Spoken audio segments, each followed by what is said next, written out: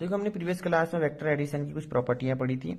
चलो अब जो बची हुई प्रॉपर्टीज हैं उसको पढ़ लेते हैं। हमारी पहली प्रॉपर्टीज है कि देखो अगर मेरे पास m एक स्केलर है, दो भी और n भी एक स्केलर है, तो हम आगे पीछे गुणा कर सकते हैं। ज़्यादा कुछ नहीं, पहले इसको गुणा कर लो, उससे गुणा की बात है।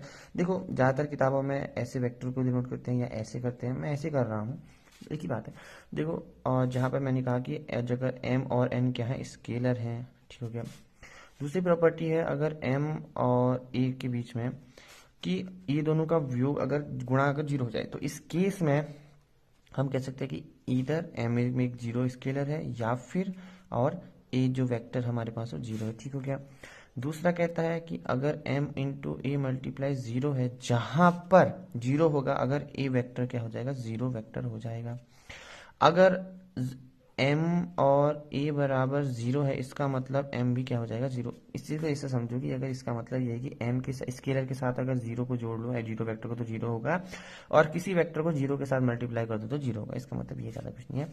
और सेकंड थिंग, अगर एक के साथ में एक को वेक्टर को मल्टीप्लाई करूँ तो सेम बनेगा, ज्यादा कुछ नहीं चेंज होगा मैग्नीट्यूड में, ठीक हो गया। ये कुछ बेसिक सी प्रॉपर्टीज है जो हमने जानी थी।